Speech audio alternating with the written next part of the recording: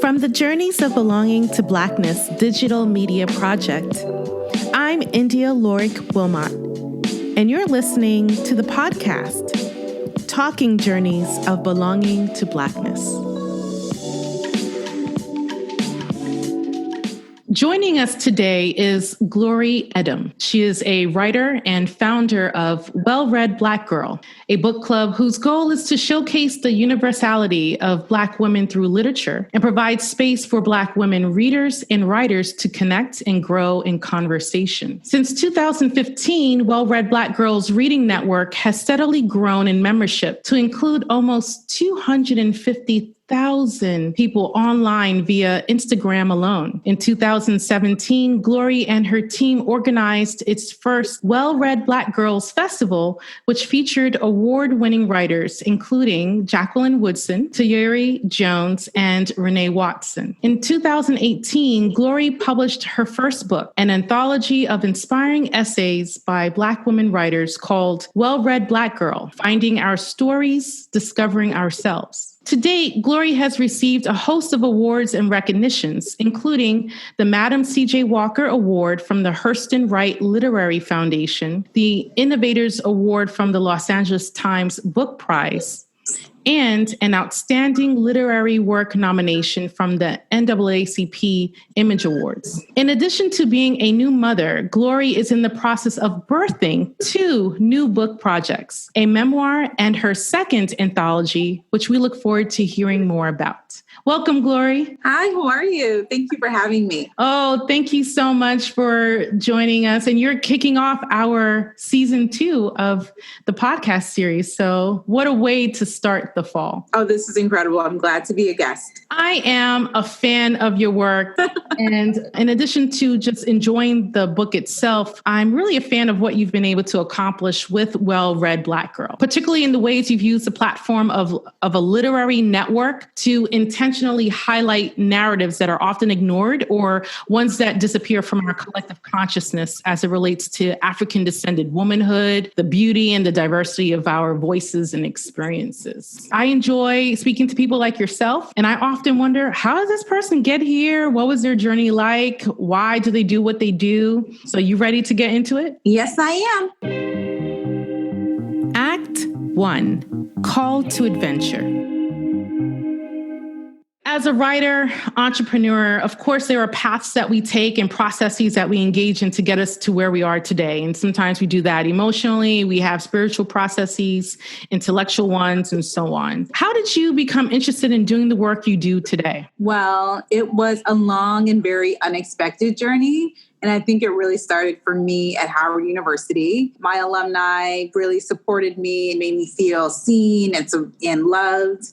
In a space where Black women aren't always valued, Howard University boosted and lifted me up. So it was there that I encountered Zora Neale Hurston and Toni Morrison and Maya Angelou and all these incredible authors that allowed me to see myself more clear and allowed me to really start to think about who I was in the world and the work that I wanted to do. And originally I majored in journalism and I minored in sociology. And I was always surrounded by just incredible people that motivated me, whether it was my professors or my best friends. I just always had a beautiful reflection to someone to say to me that you can do this. And whether it was reading or pursuing journalism, I always felt encouraged and supported. And I think that's the main takeaway from my experiences becoming an author and producer of the festival and so many other things. It's having a support system, being passionate, and being able to identify what your vision is. And I've been able to say without a doubt that my purpose is to really be of service to other Black women and help uplift them in the literary space. And I gained so much joy from that. And I didn't know that was what I was going to be doing when I was a freshman in college, but it just organically happened as I started pursuing my career and, networking and meeting other people it just started to just evolve in this really beautiful way. So years later, we have Well-Read Black Girl, but I know that seed was planted on the campus of Howard University. I like that because, and maybe this is just my own personal perspective of going to a PWI, a predominantly white institution, that it's not to say that you don't have professors that encourage and cultivate you, your skills, your interests. But I wonder if it's something about going to an HBCU that it's like hashtag Black excellence all around. And then, it's true. And then you're just really entrenched in that moment of, oh, you dig Toni Morrison too. And it's not like we have 1 week where we covered Toni Morrison and then that's it. Right? No, it extends, like, it's like the whole life cycle. Like, I think back, when I was a freshman, I taught at a school that was called the Maya Angelou Public Charter School. And I don't think I could have done that anywhere else but in DC as a student at Howard University. And those moments gave me, again, the sense of purpose. Like, I'm helping other Black children. I'm working in the space with other Black students and working with Black professors. It just was around me 24/7 that I didn't have a chance to second guess it. And it took away any doubt I had when I was at a predominantly white school as a high school student. And then when I graduated, I just had this sense of, I mean, in a lot of regards, like, I felt entitled to my self-worth and I felt like I could do anything and I didn't feel tokenized in any way because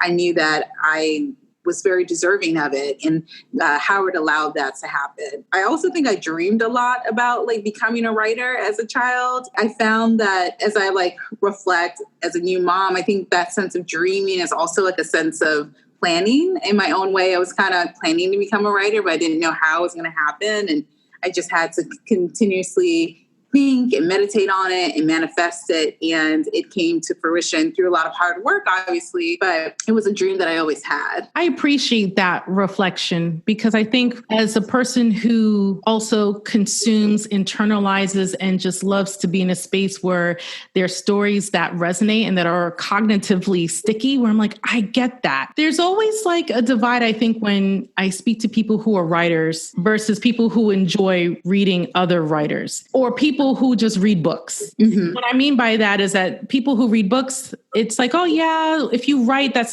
almost as if it's a hobby, that there's some sort of disconnect. And I think in extreme, when you are dealing with people who are aficionados of books and are writers themselves, for them, they're like, no, I just always knew that this was going to be it. And didn't matter what my paying gig is or was, I embodied this identity of a writer. And I think that's really interesting that for you, you were this brown girl dreaming of writing. Yes, 100%. Yes, I love the fact that you quoted Jacqueline Woodson. She's one of my favorite authors. I love Jacqueline Woodson so much. But I was dreaming about what it would be like if I had my words on paper. And I think I was not pursuing money in any way. I was definitely pursuing purpose. In every job I took from the moment I graduated to now, it was, how does this fulfill my purpose and how does this allow me to be a better service? And I think that comes across on my platform. It comes across in the books that I write because I want them to be tools for other people to tell their own stories. That's very powerful and empowering to others. With the Well-Read Black Girl Network, people oftentimes talk about not being able to see themselves and just only hoping and wishing that there are stories that are being told. And then when you feel empowered, then you're like, hey, I'm going to raise my hand. I'm going to tell my story because I know there are other people like myself who want to see that life and experience reflected back at them. Now, I know that we both share the commonality of being children of immigrants. Yes. And you've talked about, too, just at some point, attending Howard University, your father's alma mater, yes, right? to study journalism. So if you think back to your childhood and growing up a child of Nigerian immigrants, what or who motivated you to take on the path that you're on right now? I would say as a child of immigrant parents, my greatest motivation is my family. Growing up, my parents really encouraged me to do my best. And I always wanted to make them proud. And I'm sure you have that same feeling of you want to make your parents proud. That is like mandatory and in the household of African parents, you know, and I did not become a doctor, a lawyer, or engineer. So I had to make sure my creative pursuits were going to be a strong livelihood. And thank goodness it moves in a direction where my mom isn't, inquiring if I can pay rent anymore. She is very excited to see the direction my career has gone in. And she's been a supporter from the very beginning. And from my mom, I definitely get this energy, the sense of resilience, being positive. From my dad, I get this kind of calm confidence. My dad had this aura about him where he walked into the room, he could get it done, and I from both of them, they really inspired me to be my best self always. And I also think being a child of immigrant parents brings across this feeling of being very solution oriented and resourceful, because, when they came here, my people came here from Nigeria, they didn't know what, the United States was going to be like. They had to understand a whole other system and then plug into a system that is racist and does not tend to serve Black and brown people. And they were able to, accomplish so many things and raise 3 kids here and have success in their own ways. And now as a first generation child, I'm just so thankful. I'm thankful that they were able to instill these very strong values of hard work and being of service and being of purpose. That my mom is very much you have to give back. You have to be generous in who you are and tell people why you're doing these things. There's so much that is happening online now that can feel performative. And I can just remember doing things with my mom where it's your why should be about your own self-interest and your own dignity and integrity and not for others. It's I'm doing this because I want to help. I want to see people in a better place. And I try to manifest that in my day-to-day life. So if I'm sharing something, if I'm talking about something, it's the same thing that I would do in person with the individual. I'm not just doing things just online. That's why it was so important for me to have the book and I have hosted a festival because I wanted people to come in contact with one another and really fellowship. And I don't know how your household is, but I know that did you have a lot of aunties and uncles, but they weren't really your auntie and uncle? Absolutely.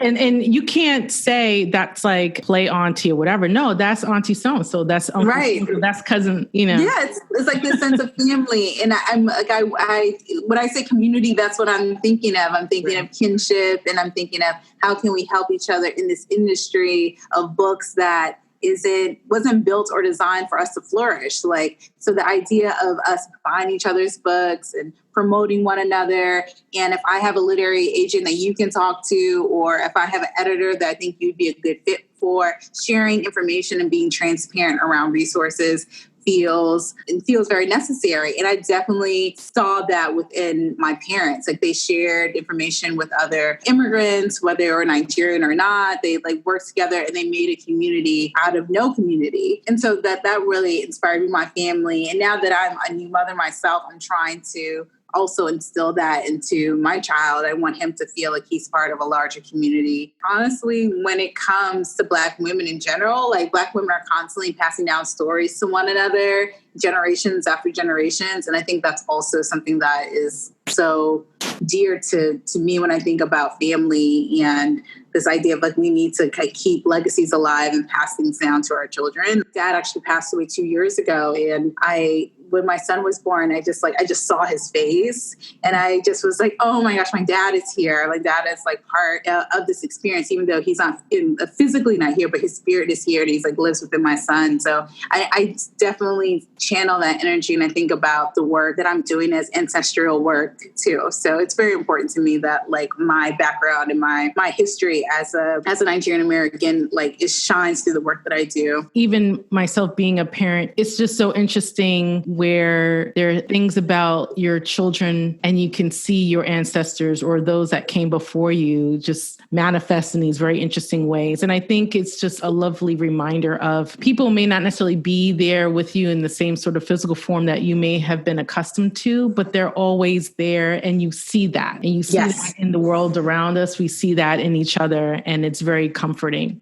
I like the thing that you had talked about too, around this notion that your parents instilled in you, this idea around just being very giving and transparent in the sharing of information. And I would love for you to speak more on this yourself. I think it's so critical because I think about competition and, the sector or the field of being a writer and then being a woman of writer and a person of color writer and a Black woman writer in particular. It just seems like how the industry is set up. It's such a small and finite space that as much as we want to engage in things that make cultural sense to how we engage with one another, like we're very much community oriented and focused and what have you, something about this space does not allow for that. So everyone's like, oh yeah, I support you, but I'm going to keep that agent to myself because I don't want the agent to feel like I got to choose between these two great writers as if there's not enough space for folks. Yeah, no, that's definitely a real concern because there is this feeling of things being very scarce and limited. And I have found that is actually very false. The idea of sharing information and collaborating and working together is what will move us forward. And not only in the literary industry, in every industry. I think of cooperatives and I think of, like political pacts. The greatness happens when we are together and we're working in unison and there's more of us using our voice to harness our political power or our literary power, whatever it is. When we work together, we get more things done and we're more productive and we're more powerful. And I can recall when I was studying journalism, because I actually studied broadcast journalism. So there was this idea that there could only be, one Black face on TV right. or, one Black writer at the New York Times. And that is not accurate. I really look up to Nicole Hannah-Jones, who is an incredible journalist, and she kicked off the 1619 Project that the New York Times has now won numerous awards. And what she found the most brilliant Black writers to write about the 400th anniversary of slavery. And they came together, made this beautiful production. And now she has a Pulitzer Prize. And that's like an actual example of how, coming together actually help all of us. If I have an opportunity, I want my fellow sister or brother to come in and have that opportunity too. And I think we have to really push back against this idea that there's only one. And of this idea of tokenism. If we're going to work in community, we have to work together and we have to really find ways to create our own institutions or our own platforms that aren't dependent simply on someone else giving us permission. And it's hard because we come up against problems, funding usually being the primary one. It's like sometimes it feels like there's not enough funding to go around, but there definitely is enough talent, Black people are so multifaceted and so talented. And we can get into the habit of, instead of thinking of the word competition, change that seat to collaboration. How can I work with this person instead? How can I learn from this person? How can this person be a mentor or a peer? Or how can we just reframe this idea around competition? I think that's the priority for our communities because so many people come into the well-read Black girl community and walk away with an agent, walk away with a new editor, find a new job. I've seen that happen over the span of 5 years where they met their best friend at the book club or now they're a playwright because they, were able to join a writing group with other writers in it. I mean, these very simple things that we don't think about are investments in one another. And I think that's really important to invest in yourself, but also invest in your community that you want to be a part of. For me personally, I have this whole mantra of you win, I win, we win. And notion of, not to make it a dichotomous where it's just there's a winner, but then there's a loser, but it's just no, we're all winning whatever that winning path looks like. Right. Yeah. And then what's for you is for you. What's for me is for me. But that doesn't mean that I can't cheer you on, support you, edify you, celebrate you. Exactly. Right? Not to say that all Black folks are just one, we right. definitely are nuanced, faceted in so many different ways. And I'm not simply supporting another person simply just because they're Black. I mean, that's part of it, but it's that's not the only thing. And I think when we go into these spaces, sometimes the agents or the editors, it's oh, well, I already have my Black editor or my Black writer. And I mean, that's ridiculous. There's not only one. There's like, so, I mean, even within this conversation, you were sharing about your Caribbean family. I'm sharing about my Nigerian family. Like, there's just so much of the Black diaspora that we can unpack and learn from and be encouraged by, that there's not only one in any regard. What's that pivotal moment that confirmed to you that you want to work in this space? Black people in general have an intimate knowledge of how power and the lack of it shows up in our daily lives. And I think that with Well-Read Black Girl manifesting and growing into such a powerful space, it made me feel like, okay, I have a responsibility to give back, and I want to show others that they can do the same thing. So whether they want to become authors themselves, or whether they want to produce some kind of amazing event, whether it's a festival or maybe a film or artwork, whatever creative endeavor they have, that they can do it and they can look to me as an example.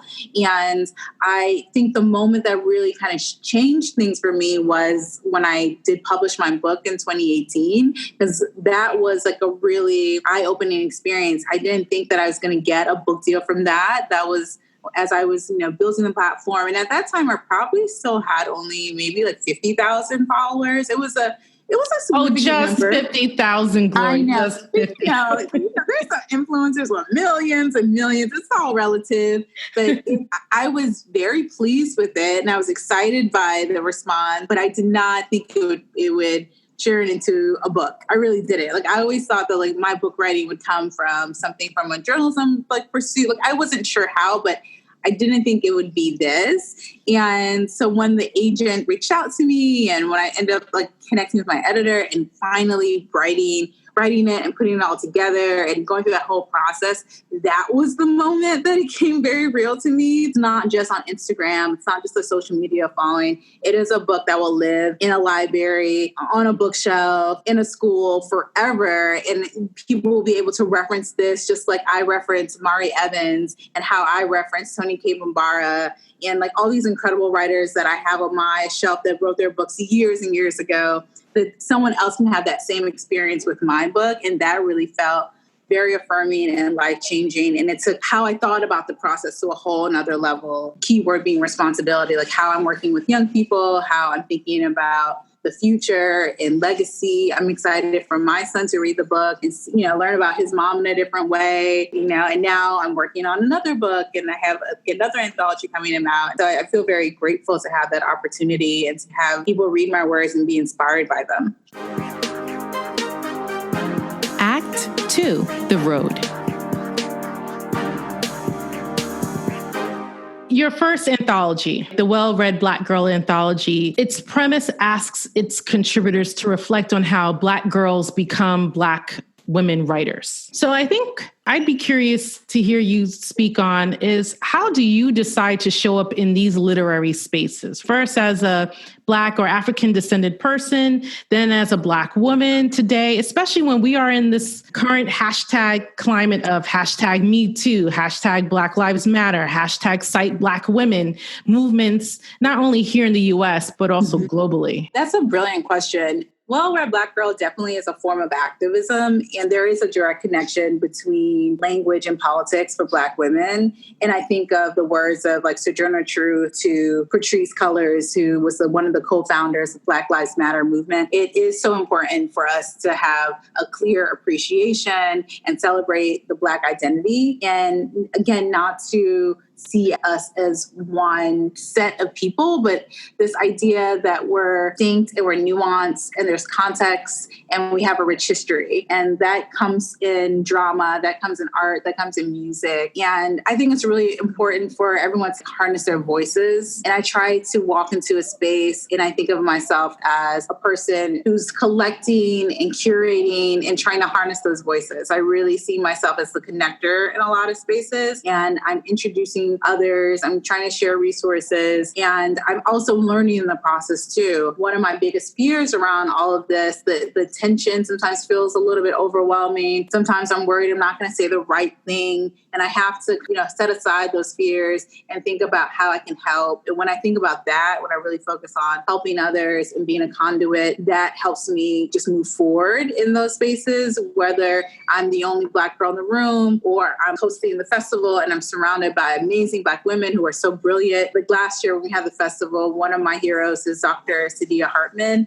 And the fact that she was there and on stage, reading from her book, telling us about what it means to be a wayward woman. Like I just was just so floored and enamored. And there's so much that I don't know. I just want to learn. I really walk into spaces like I'm open. I want to learn. And if I'm wrong about something, please correct me. If I'm right about something, please give me recognition. Please cite me. I just want all those things to be seen that like I'm a person that's growing and wants to do my very best. And I think about that whenever I'm walking into the room. And I just always am trying to be myself. I always want to be honest about the things I do and don't know and ask questions. And I'm curious. And I think of Well-Read Black Girl as a space where you can investigate and learn about things that are new to you, whether you're learning from an academic or you're reading a book from a YA author or you're reading a poem that motivates you to write your own. It's a learning space and its own form of activism where we're like learning from one another and we're making community in a way that is honest and real. Well, I have two follow-up questions on that. One of them is really around this notion of, well, how do you not fangirl out when you have these people that you... But I do. I am forever telling somebody, I'm like, I love your work. Like, that's why I get so excited. And people, you seem so enthusiastic. I'm like, I am. I like really love everyone that I work with and I admire them, like whether it's Jacqueline Woodson or Imani Perry or Tiari Jones. Like there's all these people that I really, really love. And I can recall moments where I was like reading their books in my dorm room or on the bus, like going to work or on the subway. And now that they are part of my community in the realest sense too. It's not just they show up one time, like they have supported me and really been advocates for me. They've really, really helped me amplify what well-read Black girl means. And I couldn't do the work without their support. I think there's so much to say about advocating for others. If Jacqueline Woodson is going to big me up, of course I'm going to big up the next person and help them feel that same magic because that's what keeps this moving. I hope one day in the future, a young girl will say, oh, I was motivated by something Glory did or something she wrote, and they'll feel that same surge of energy to write, to tell stories, to create whatever it is. We're paying it forward in our own ways.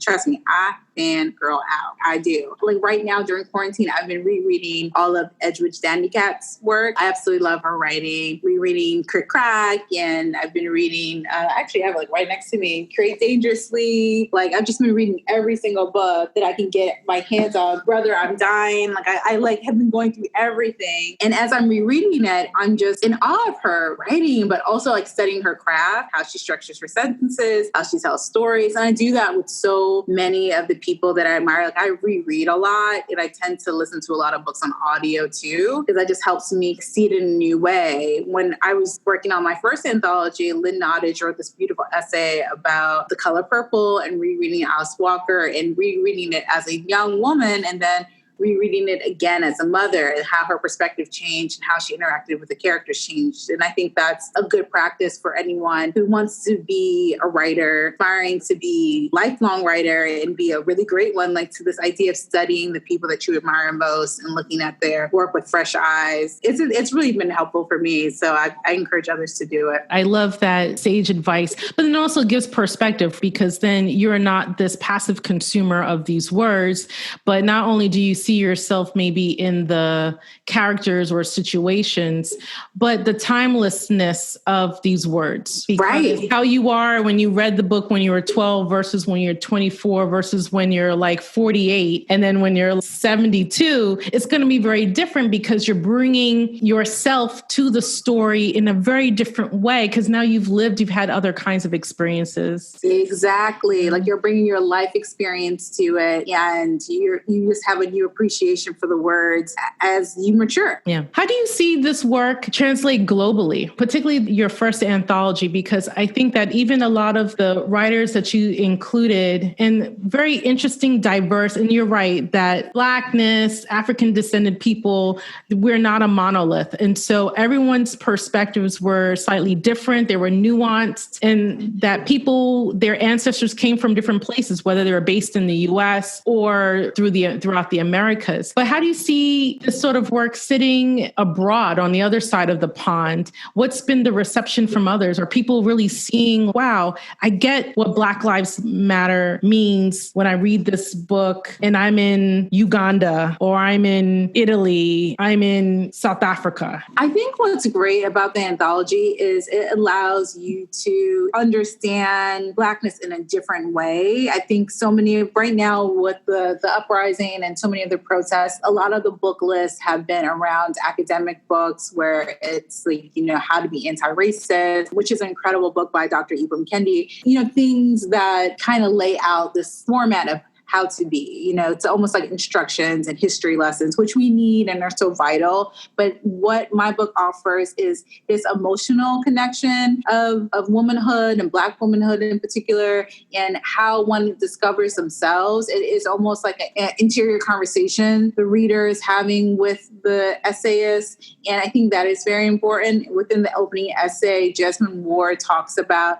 how she was a young girl and the books she discovered and how that allowed her to have the strength to write her own story. And the reality, how she closes the essay is like she didn't see herself on those pages until she wrote her own page, like until she wrote her own book, It's like, so you can have these really intense emotional moments with the writers and see that they're trying to become their best selves. They're trying to understand what race and class and gender, how it empowers or disenfranchises them as they're writing. So you're like, and that's what I really strive for when I'm writing. Like I want people to feel emotionally connected to the writing. I want them to see who the person is, and you can make your own assessment on how you want to move forward after you read it. And I hope it opens up their eyes to discrimination and this idea that, not everyone has it fair. Quite honestly, it's just like some things are really unfair, and there's a reason for that. It's because of discrimination, it's because of sexism, it's because of patriarchy. And I don't have to be so blatant and obvious in saying those words, but reading the essays and analyzing them and being thoughtful with them should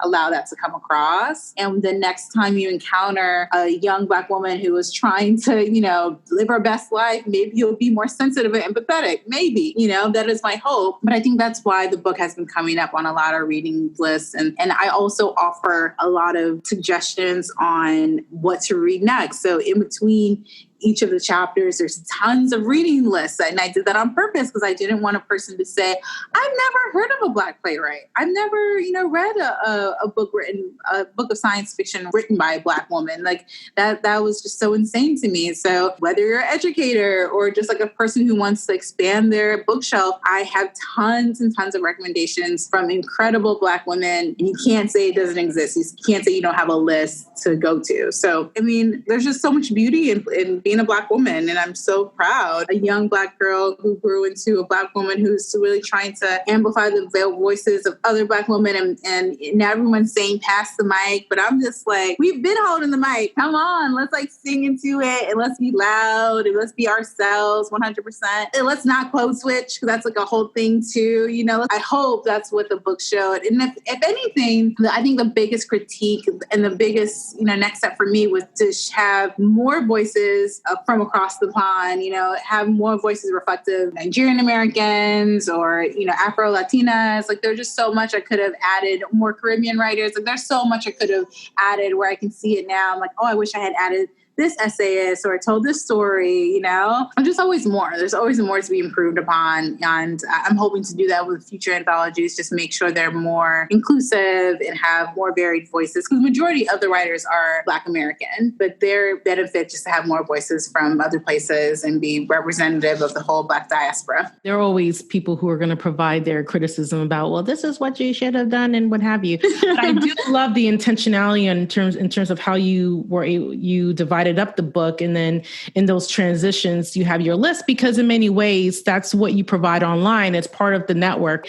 Where it's just like, exactly. Oh, this month, this is what we're reading. And I'm like, oh, I heard about that book. Is that coming out? Oh, it's out? Okay. Or, oh, I thought it just came out. It came out 6 months ago, but okay, like I need to get on it. I'm really behind that. In terms of your individual path, what failures have you experienced and how did you turn things around? Oh, wow. That's a great question. Failure, in a very loose way. I think that sometimes we can think about, hey, I intended to do this thing and it just did not work out in that moment. And then you fast forward and you realize that it wasn't necessarily a failure, but it was something that I needed to experience because it brought clarity. It helped me consider some other things that I hadn't thought about previously. And then I still ended up where I needed and wanted to be, but it was just something that was just different. I think there were so many, once I graduated, there were so many different ways I thought or directions I thought my career would go in. Like I really wanted to work. I'm from Washington, D.C. originally. And I thought I would work at the Washington Post or work at NBC, one of the local news stations. I just had this idea. And again, I would apply to things and be rejected and really feel bad about not being able to get into these certain institutions. And I think those failures or those rejections allowed me to be more resourceful in creating my own opportunities or looking for things that were outside. Look, if you look at my resume now, it is so unconventional. I've done so many different things. I've worked at startups. I've worked at arts organizations. I've been a grant writer. I've been a producer. I just have been able to use my skills and allow them to transition into other spaces. And I think those very early rejections allowed me not to give up on myself and think of new ways to be innovative and bet on myself, if that makes sense. I just was okay, once I got over the boohoo of oh, you didn't pick me, it's okay, I pick myself. and that has always been my greatest gift. And again, I think my mama, because she's definitely instilled a sense of resilience in me. And I still, even when I don't get something, I still feel like I deserve it. And I think this idea of we are worthy, we deserve the absolute best. And we have to once we mourn the things that we think that we want and move on to new things, it's the better to just keep going. And also working at these startup spaces, I have seen firsthand, most people do not know what they're doing. They are constantly just experimenting and then turning things over very quickly. And their biggest advantage that they have is usually capital. And if folks like ourselves get a little bit more capital, we could be on the same playing field because it's just people that are experimenting and pivoting and moving quickly to the next idea. Failure now is the greatest learning experience. And I'm not afraid to fail. I'm also not afraid to tell folks when I don't know something. I don't put on any airs. If I do not know something, I will say it to you. I will ask you questions. I probably ask you too many questions. That has also been a benefit to Well Read Black Girl because I did not know what the ins and outs of the publishing industry was. I didn't know what I was supposed to do or not supposed to do. I just did what I wanted to do. And then people would come to me oh, how did you do that? And I'm I just did it. I wasn't asking anyone permission. And that allowed me to set my own path and have my own platform and, keep moving forward. And now, when you look on Instagram, now there's so many amazing Black bookstagrammers and they tag me and they note me as an inspiration. And I think that's amazing. I think that it's reading. Why would I want there to be less readers? I see them as part of my tribe and I big them up and I want them to have as many followers as I do. I want there to be so many platforms where Black writers can be highlighted and encouraged and loved on because that's the point. What I don't want is them to be exploited by white institutions. I don't want that. I want us to be fair and equitable in all regards. But I think that those ideas of failure also are attributed to youth. I think that's so when you're young and you're just trying to figure things out, that's like what is expected. Not necessarily this clear cut, like it was like you went left or you went right. But there are certain situations that teaches you things about not just you, but about the space in which you're traversing in.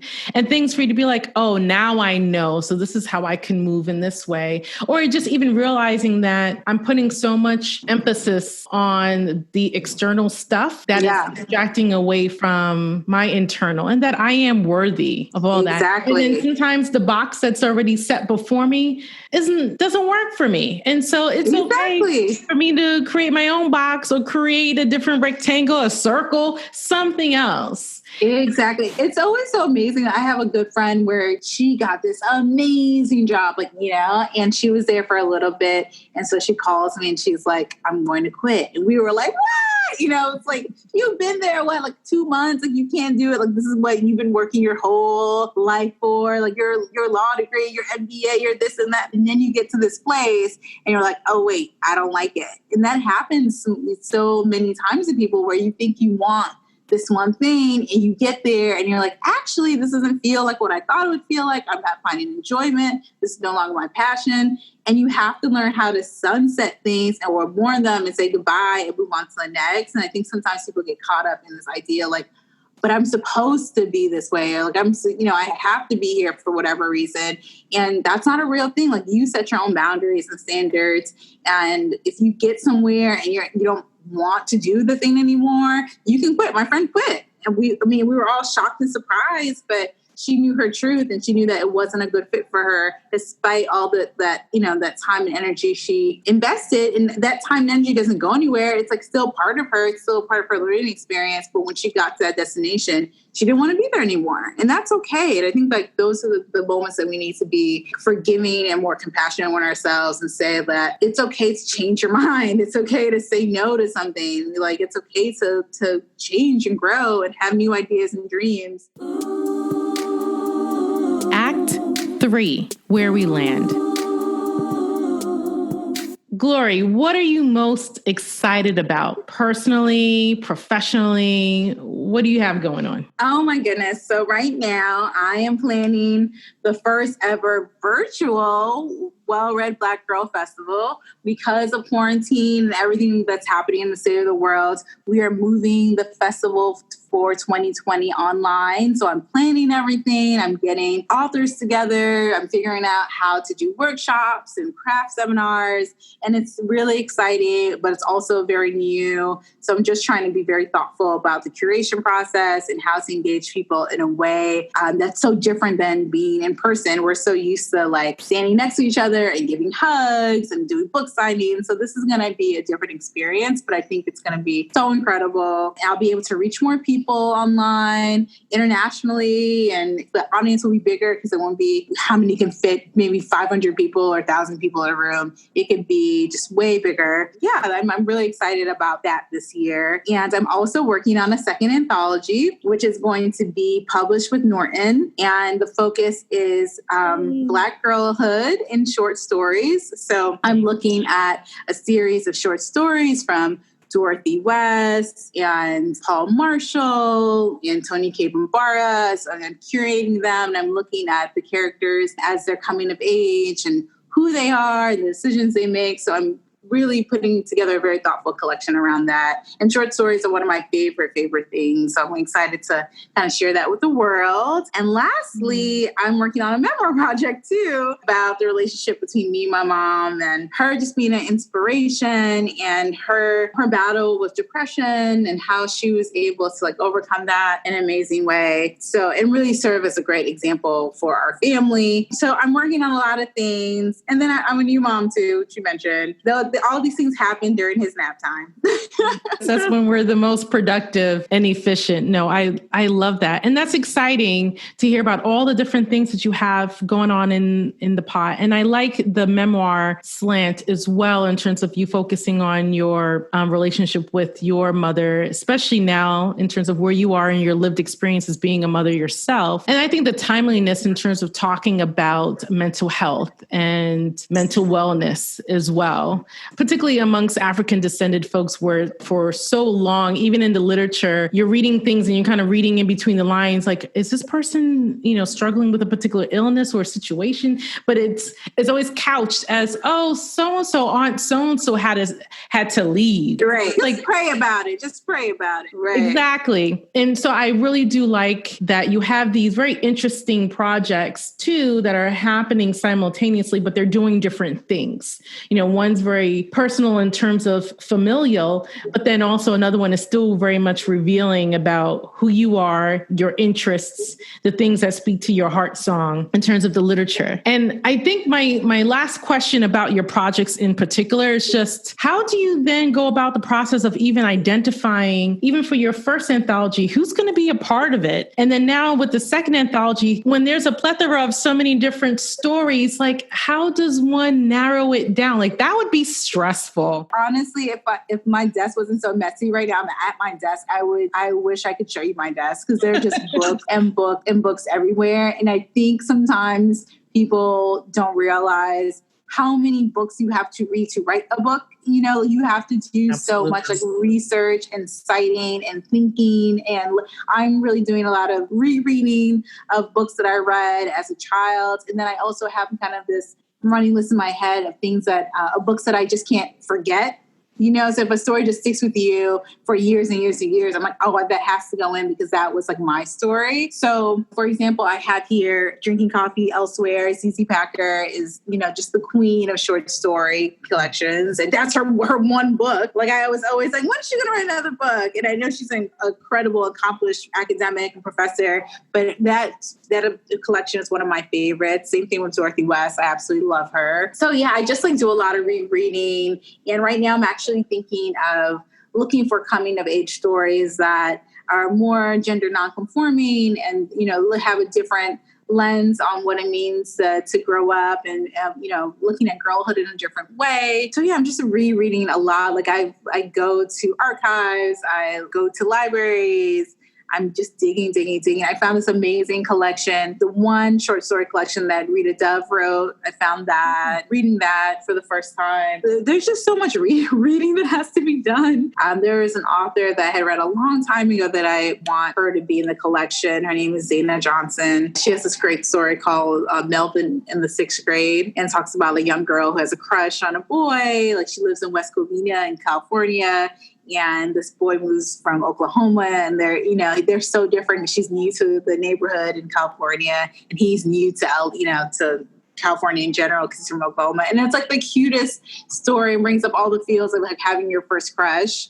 And I don't know how many people are familiar with Dana Johnson or not, but she's a great short story writer. So things like that. Like I just kind of use my heart to figure things out. That's another thing I feel people need to be mindful of, what really speaks to them and how, like, what gives them joy. Because if it brings you that much joy and you can't forget it, maybe that'll be, other people will receive it the same way. I think it took me a long time to trust it. When I say something, I'm like, I feel really confident. And I think people need to be mindful of their taste. Like, if you feel like you have good taste, you can curate things, own that and share that, because it does mean something. And it's hard to put a value on that in the corporate world, like that kind of emotional connection to thing, but it is such a great skill set. And I see that now as an adult. I didn't see that as a younger person. And you've dropped so many gems throughout in terms of audience takeaways. Just to highlight, I recall you were talking about the fact, just this notion around community and collaboration. And even though you learned that particular value set from your parents around how is it that you engage and see your purpose through the reading network and all the things that you do through the festival and through your engagement with others, I think that's so important, just, operating in that framework.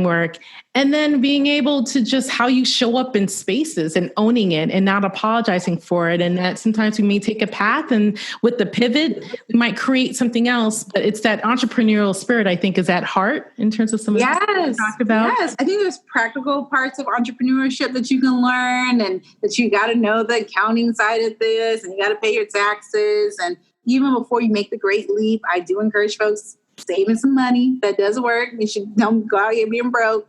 But like all those things are practical things that you can learn. And then there's also the other side of it where, everyone deserves to have a career that taps into their passions and allows them to have great joy.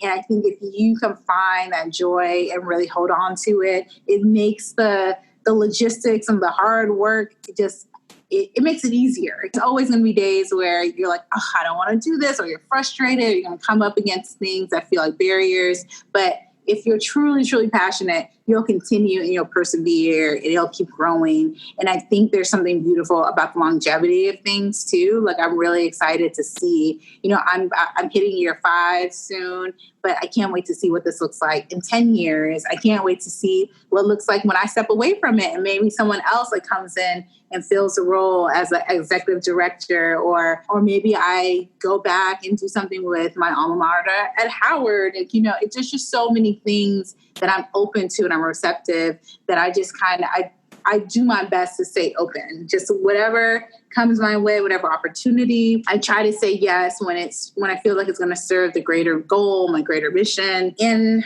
I think lastly, I'll just add to that, continuously trying to surround yourself with like-minded people that will support you and invest in you and really will love on you. That's really important. Like, I just can't say enough about like my friends who have helped me, women in the book club that were there when there were only 10 people in a room, because we don't talk about that enough. I really did. The first year I started it was like 10 of us. It really was 10 of us meeting once a month, talking, sharing things on social every once in a while. But that first year, it wasn't as big and amazing as it is now. I mean, it was still amazing, but like, it just was different. It was like totally different. So as the community changes, how I interact with it changes too. So, I love the community, but I'm not going to like be sharing like baby pictures and things like that. Cause I also have to have like boundaries and keep things to myself and protect my family too. There's just like different things that I have to be mindful of when you start to get more popularity or more visible on social media. And I think if you are a person where social media is an important part of your promotion and stuff, you just have to set your boundaries. It's not a bad thing if you want to share like your kids and things, but you just have to set your boundaries and how you interact, and always be honest in that too. Just like be honest, because someone sees you on the street and they want to take a picture of you and they want to do something. You got to be able to say yes or no. I'm great with in person. I love talking to people. I love sharing information. But I really want the work always to be focused on the books and the writing and less on my personal life. That makes it greater as an organization, because it's not just Glory's organization, it's all of ours. When I met Oprah, I met her for like 2.5 seconds.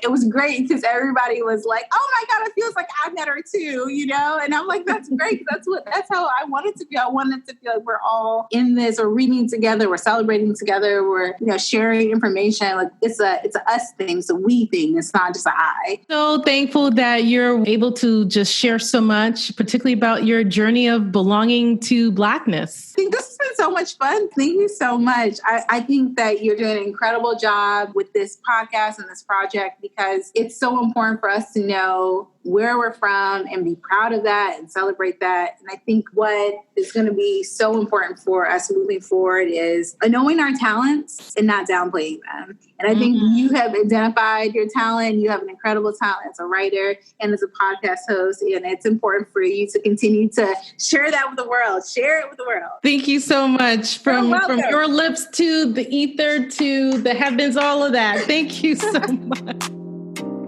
There you have it. The journey isn't over, but this episode is. Until next time, peace.